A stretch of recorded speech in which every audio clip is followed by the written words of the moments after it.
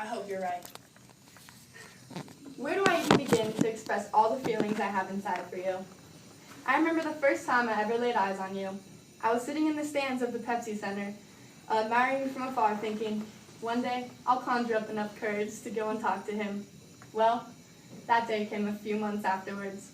And that day was the best day of my young life. Through the crowds of people and all the girls in the room, you chose to talk to me. And I'm not even sure what we were talking about because I was just so lost in those bold, blinking, beautiful brown eyes of yours.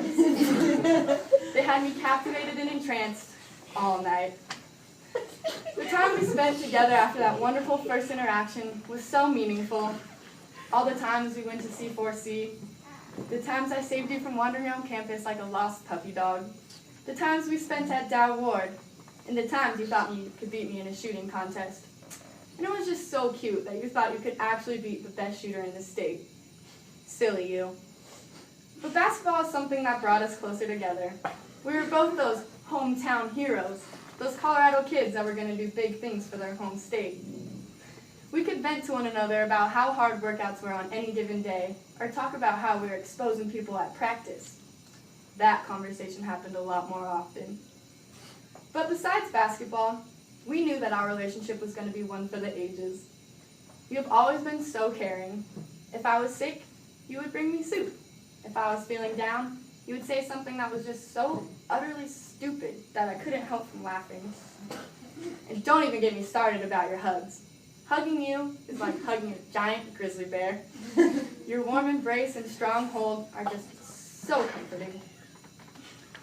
Although I might say that you look like Obama or Drake, or sometimes even both, I hope you know that it is all in fun and games, and I hope you know that you're one of the best-looking individuals I have ever been acquainted with.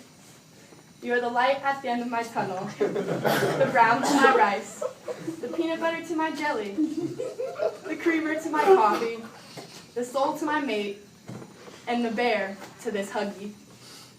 Trying to imagine a life without you is like being trapped in a room without any food. And you know how much I love food, almost as much as you. You have those cute little perks that make me love you just so much more. Like the fact that you think it's fun to knock on my door late at night and bother me until I give you Gatorade or any other food I have laying around. Or the way you walk through the halls with no shirt on. I know what you're trying to do, and it works every time. I can't help but stare at those perfectly chiseled abs that complement your 6'10" model-esque figure. To others, you are a gentle giant, but to me, you are my best friend, my boyfriend, my lover. Enough about all the things I love about you. Let me cut to the chase. Love is an ideal thing. Marriage is a real thing. And I want to make this ideal thing into something real. Nothing would make me happier than to hear you refer to me as your wife, the love of your life, the one and only. I've been dreaming about this moment ever since I was a little girl.